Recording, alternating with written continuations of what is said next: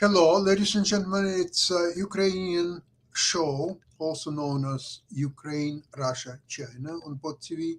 My name is Sasha Star, and our guest today is Jonathan Lockwood.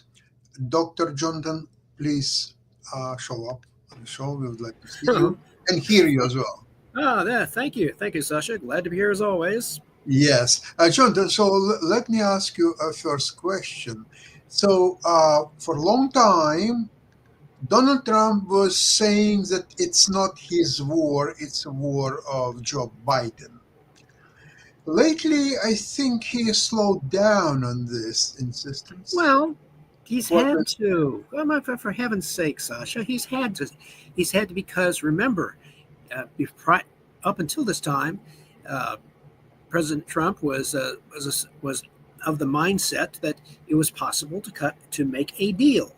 That he mistakenly assumed that Putin was someone with whom a deal could be reached, and he much to his chagrin and probably private embarrassment and anger, he was been proven wrong. Reality says you cannot make a deal in the Western sense with this person. His current Vladimir Putin's currency is power, and he can command whatever resources he wants. You cannot make a monetary deal with him that is going to be of any attractive to any degree. So to he has been reluctantly been converted, shall we say, to the because okay, we've got to do this the hard way. Remember, he was saying to Putin before, we can do this the easy way or we can do this the hard way. And Putin has forced President Trump into, okay, we got to do this the hard way then, because he's not willing at bottom to allow Russia to win visibly, and so he's decided to get tougher, and he's ratcheting up the pressure. So we understand by now what is an easy way in, according to Donald Trump. For 6 months, he was offering Putin all type of incentives, including all kind of business deals. Right. Several times there was stop of sending any weapons to Ukraine. So for 6 months, Putin could have actually everything what he wanted Yeah. as a war is concerned without making any promises or commitments of any kind at all. Can you imagine that? Well, and but what he got, he did not realize that Putin, in Putin's mindset, and indeed in the Russian mindset in general, there is no room for the concept of compromise. We've discussed this before. But the Russian mindset has no real concept of compromise as we understand it in the West. As you know, when we talk about compromise in the U.S. and in the West in general, you are talking about meeting the other side halfway. And the implication is that both sides gain something.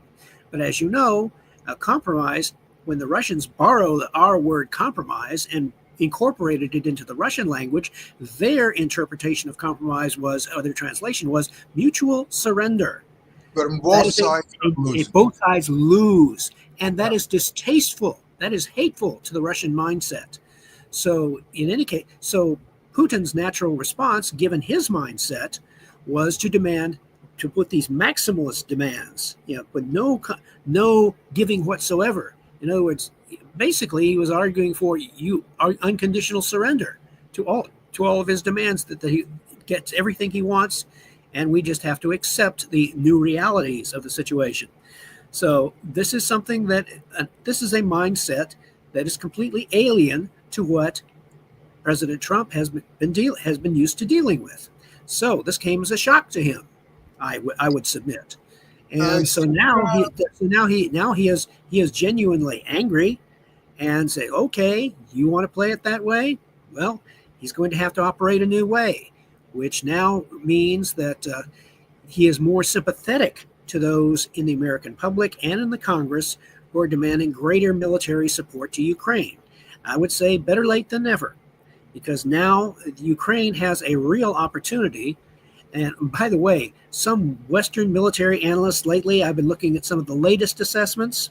They are talking about before And before this war, and for a large part during it, they were talking about how Russia has all these advantages, and that they were going to, be able to grind down the Ukraine in a war of attrition. But now they are increasingly saying, now they are talking about, they're acknowledging all of the heavy losses that they have taken, that the Russian military has taken, both in manpower and equipment, how their industry is unable to sustain or make up those losses. And so how the implication of this is that they are no longer going to be able to sustain their offensive operations at such a high rate. It has already been slowing down. So now it's a situation where the Ukrainians are in a position to launch a decisive counteroffensive. And I'm still Crimea. Jonathan, this analysis is correct, except one thing. Russia is extremely unlucky that it started its World War III with Ukraine, where it will end its all aspiration. Yeah, World War III is starting and ending with Ukraine. Yeah, that's it is extremely unlucky because no Western society in Western Europe, in the United States, or anywhere would not survive what Ukraine is going through. Ukraine I would tend to agree with you. Absolutely. It is unique country. There is only one civilization in the world, such as Ukrainian, that can withstand the bloody Russian butchers' attack, which are bombarding Ukrainian cities, causing the devastation of civilians. Yes. Women, men, kids. Sasha, I agree with you on that, simply because the closest analogy that I can use for a Western country having had to put up with devastation in a war, even in World War II, was that of Great Britain during the Battle of Britain, and even that devastation was not countrywide, because the Luftwaffe did not have the range to penetrate further than basically get to London, and they could bomb the radar stations, they could bomb the coast, the projected landing sites for Operation Sea Lion, assuming they could get air superiority, but they could not devastate the entirety of England, and even also, the U-boat camp. They didn't expect the English productivity in the new warplanes. They were producing incredible amount of warplanes. So therefore, Luftwaffe never had a domination in the air, such as Russians have now. But you see, the problem is that the domination in the air today is much more muted point than 80 years ago. Because today there are drones and there are missiles, and that changes the game in the Russian favor. However, I've heard just probably half an hour ago before our program, is Germany already sending the Patriot missile, at least one, but likely it will be 5. But one is either arrived or on its way. That's, I don't know for sure. With more to come, and with and the thing is working. So so what that means is that gives Ukraine, the Ukrainian military, and I agree with you, because Ukraine has a historical memory of great atrocities and suffering at the hands of the Russians, going all the way back to the 1920s.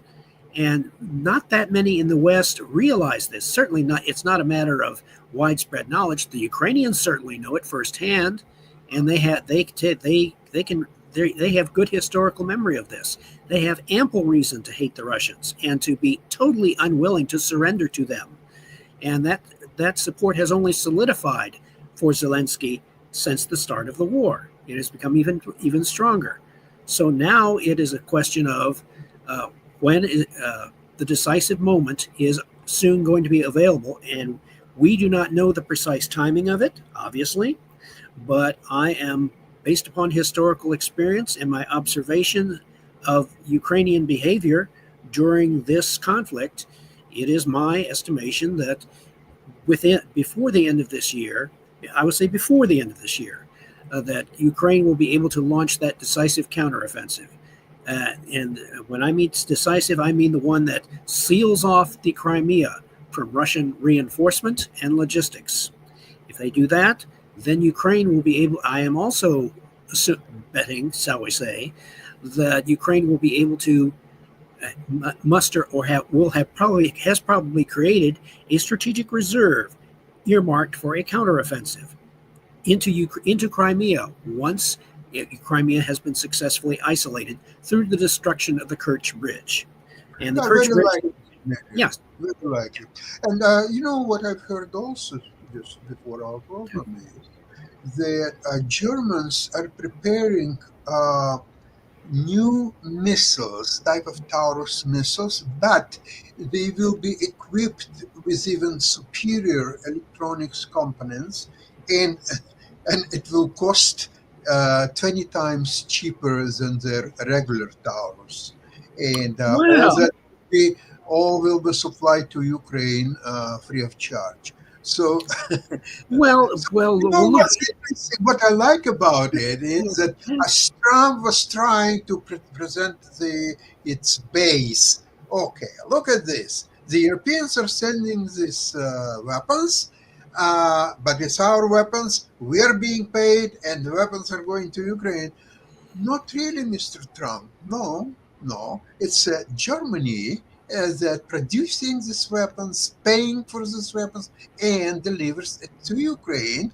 And apparently, that's what I heard lately, that Europeans are very discouraged by that scenario that Trump is repeating 55 times a day, that Europeans are sending arms which are supplied by US, and it's paid by Europeans. So Europeans are saying, do we have any, okay, we understand Patriot, okay, the US, well, we have some systems, but they are not as good as Patriot, so let's stay as Patriot.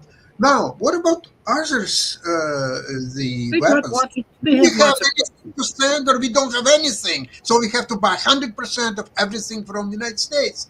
Well, that's not the case. Obviously, they do have. And apparently, there is a great shift because of Trump's tariff policy in all over the world. For example, there are one of the biggest airlines, they start alliance and they made announcement the same day, the same minute. It's Emirates, KLM, European Dutch Airlines, and Qantas, the Australian Airlines. They said that for next 30 years, 30, they will buy only Airbus, no more Boeings. We'll see how it will go any further. There you have it. It's a very complex system of moving parts here that's in operation. Yeah, true. And but we can take cheer in the fact that the correlation of forces that we used to talk about with what the Soviets used to like to talk about, moving in favor of socialism. Well, this time the correlation of forces is moving steadily in favor of Ukraine, and has been arguably since really the beginning of the war. And although it looked like Russia had a big advantage initially, they have managed to squander that initiative. And they've managed to squander that advantage, and they have made very bad strategic choices. They made bad intelligence choices. They underestimated Ukraine's willingness and ability to resist. They overestimated greatly their own ability to carry out and achieve their military objectives. So they underestimated and overestimated, and they underestimated grossly the reaction of the NATO alliance as a whole. What happened? You got Finland and Sweden wanting to come in now, and that has now lengthened the amount of hostile border that Russia has to face. They've got a much longer line to defend against, or to have to position military troops opposite. And if those military forces are anything like, you can argue that they are probably of even lower quality than the ones they had positioned against Ukraine.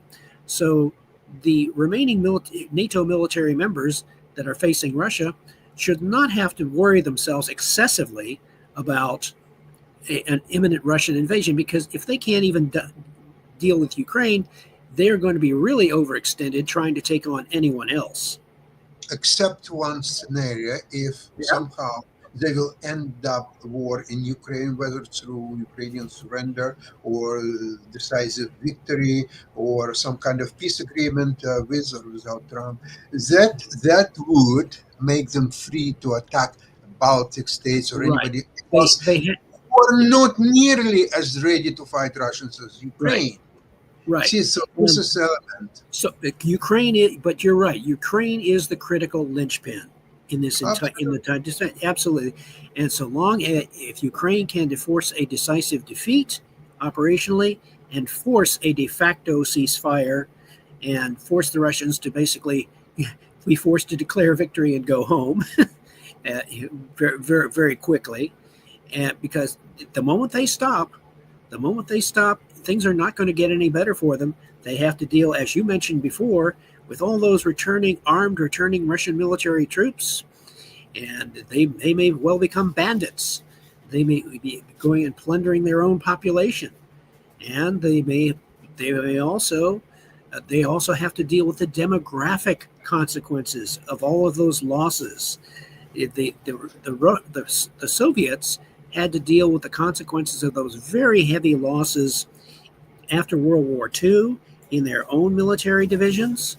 It was discovered, that many Soviet Russian army divisions were under strength, very low percentage of manning, because of they had to be. Some of them were basically skeleton divisions, that they're minimally manned, and so they had to deal with that, and that to a significant degree was the reasoning why the Soviet army went to a tactical nuclear doctrine, because really what they were trying to do was make up for their manpower shortages by substituting firepower for manpower.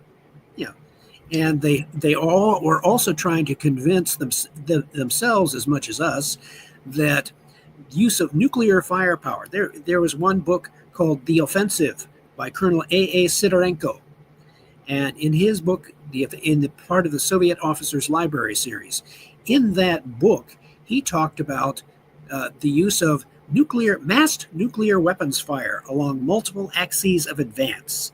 And because his reasoning, as stated in the book, was that because high rates of fire in artillery during World War II, that supposedly the Red Army was able to execute higher rates of advance because of this massed artillery firepower.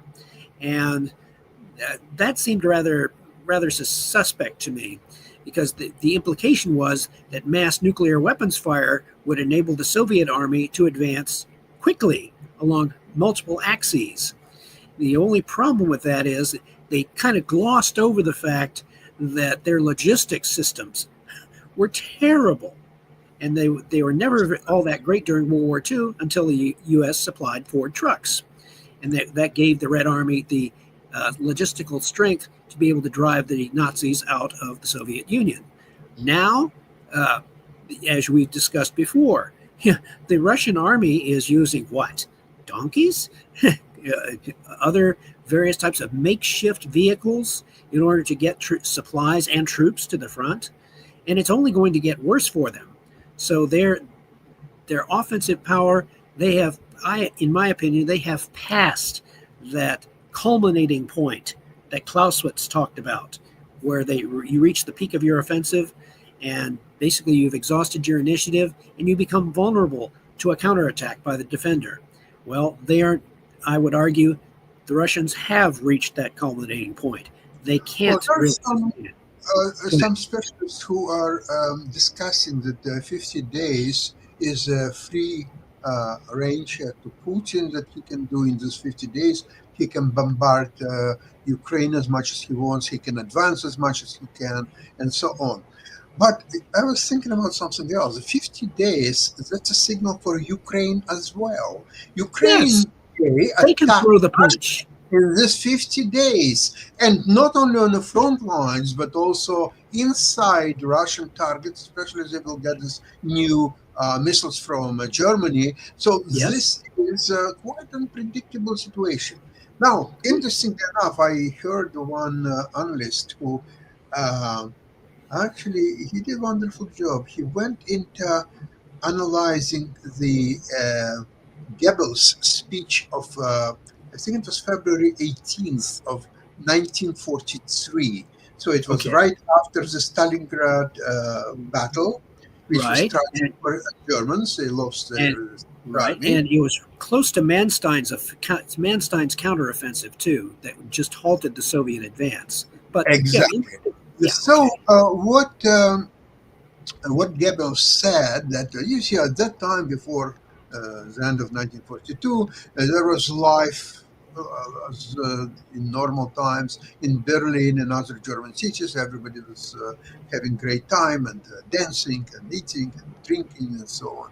So on 18th of February in 1943, Goebbels said that the good life is done and over with. Now it's a total war. Every German, every man, woman, a kid, older people, everybody will have to now start to fight and so on. And then he compared that to yeah, recent speeches of Russian propagandists like Solovyov and others.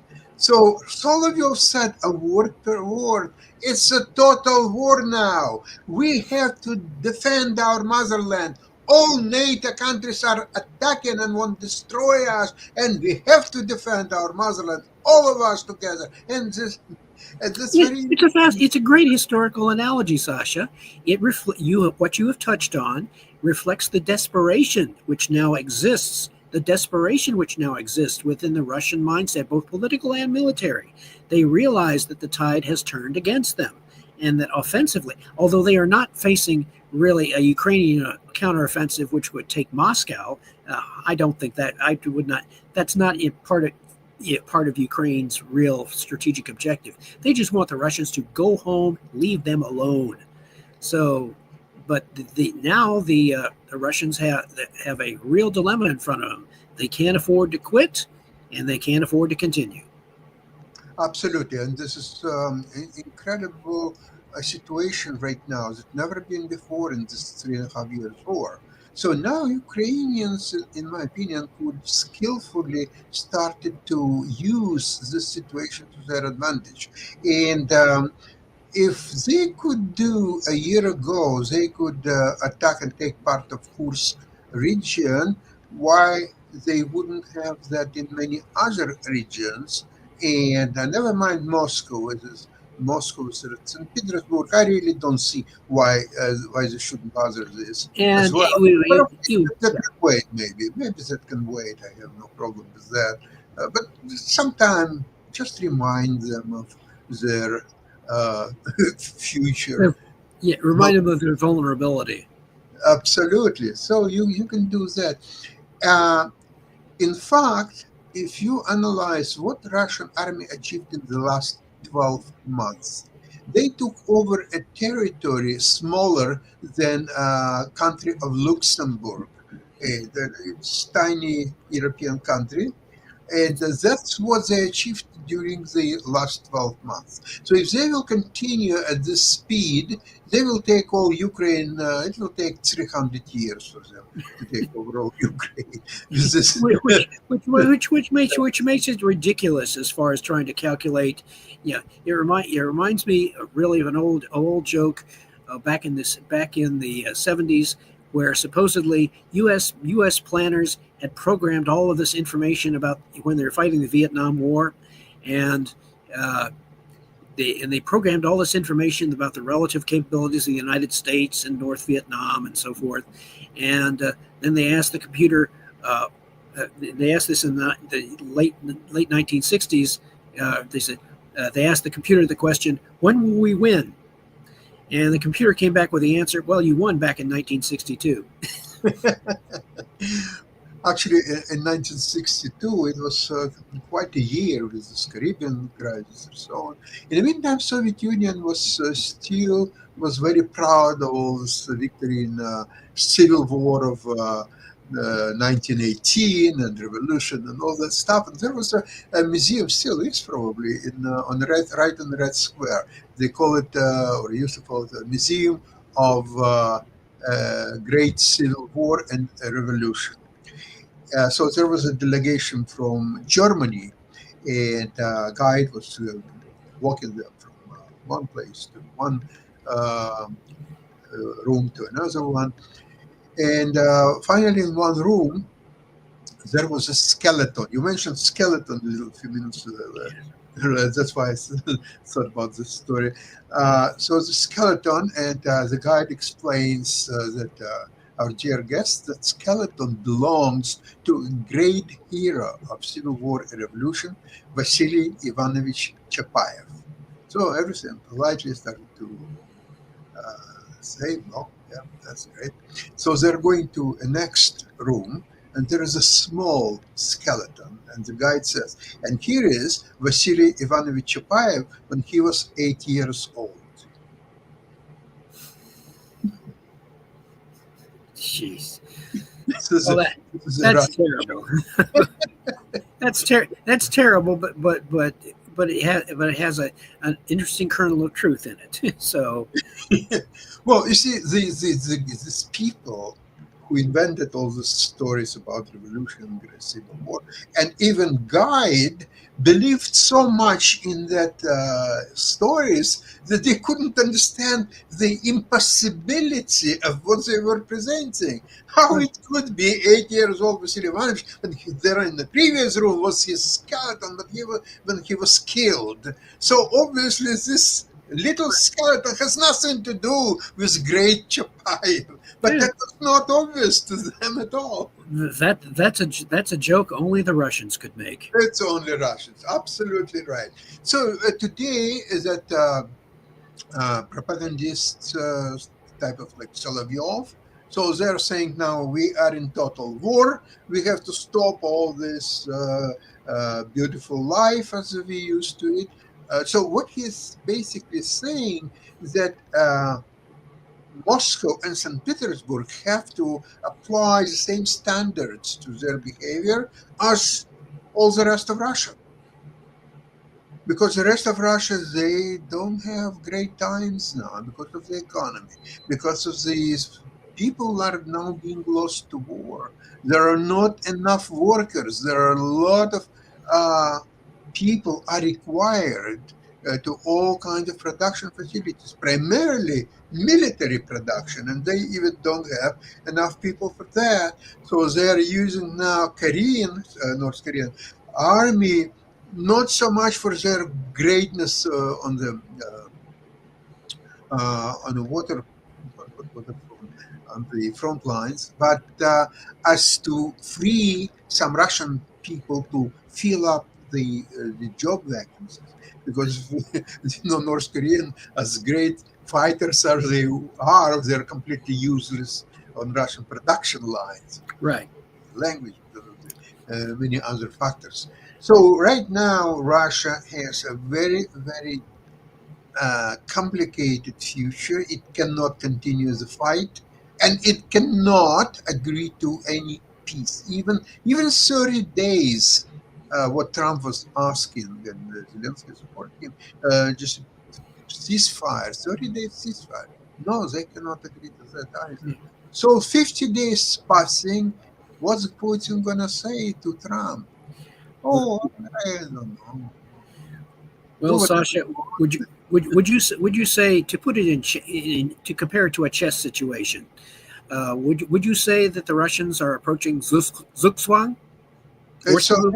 Yeah, it's Zugzwang on the board right now. Whatever Putin is doing, he cannot do mobilization because of the anger from his own people. He can, so he will bring some people, some saying 30,000 Koreans, some others saying 300,000 Koreans.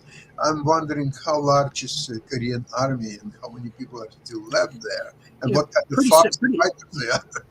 Pretty soon, if the North Koreans are asked to provide too many, it's going to affect Kim Jong-un's own political stability at home, because he uses a lot of those North Korean troops to maintain order among his own population and country to make sure he's in control.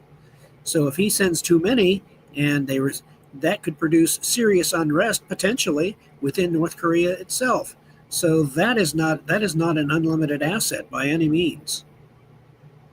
Yeah, okay, this is a situation. I wish, and we will find out soon, if Americans are so serious about sending um, weapons to Ukraine and do it steadily, organized way, they have to have a special coordination office that will regulate who is sending what and when, all logistics and so on. Right now, there is none of it in the United States. Yeah, the Ukrainians will need, if they're going to successfully execute a counteroffensive, no matter where it is, if they're going to, they are going to have, as you say, a reliable.